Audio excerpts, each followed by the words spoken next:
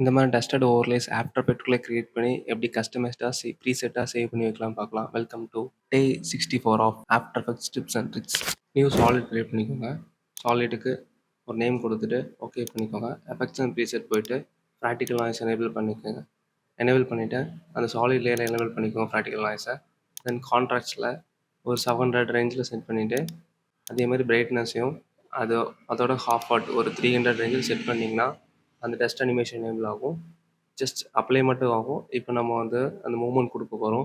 So அந்த மூவ்மெண்ட்டுக்கு evaluation ஆப்ஷனில் random ஸ்பீடை அல்ட்டை ஹோல்ட் பண்ணிவிட்டு கிளிக் பண்ணிங்கன்னா இந்த கமாண்ட் எனேபிள் ஆகும். இதில் வந்து டைம் ஸ்டார் to 150 ரேஞ்சில் கொடுத்துக்கோங்க. இப்போ ப்ளே பண்ணி பார்த்தீங்கன்னா உங்களுக்கு அந்த டஸ்ட் அனிமேஷன் அப்படியே கிடைக்கும்.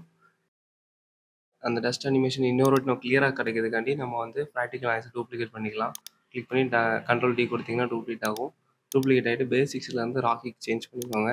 இப்போ பார்த்தீங்கன்னா இன்னும் கொஞ்சம் டாட்ஸ் எனேபிள் ஆகிருக்கும், ரியலிஸ்டிக்காக இருக்கும். இப்போ இதை நம்ம வந்து ப்ரீசெட்டாக சேவ் பண்ண போகிறோம். ஆஃப்டர் எஃபெக்ட்ஸ்குள்ளே ப்ரீசெட்டையும் காப்பி பண்ணிவிட்டு அனிமேஷனில் போயிட்டு சேவ் ப்ரீசெட் கொடுத்தீங்கன்னா உங்களுக்கு ஒரு லேயர் ஓப்பன் ஆகும். அதில் நீங்கள் ஜஸ்ட் நேம் மட்டும் சேஞ்ச் பண்ணிவிட்டு சேவ் பண்ணிக்கோங்க. இப்போ உங்களோட ப்ரீசெட் போயிட்டு எஃபெக்ட்ஸ் அண்ட் ப்ரீசெட் போயிட்டு சர்ச் பண்ணிங்கன்னா அது உங்களுக்கு எனேபிள் ஆயிரும். நெக்ஸ்ட் டைம் நீங்கள் வீடியோ பண்ணும்போது எஃபெக்ட்ஸ் அண்ட் ப்ரீசெட்டை மட்டும் டபுள் கிளிக் பண்ணால் போதும், உங்கள் சாலிட் லேயரில் அப்படியே எனேபிள் ஆயிரும்.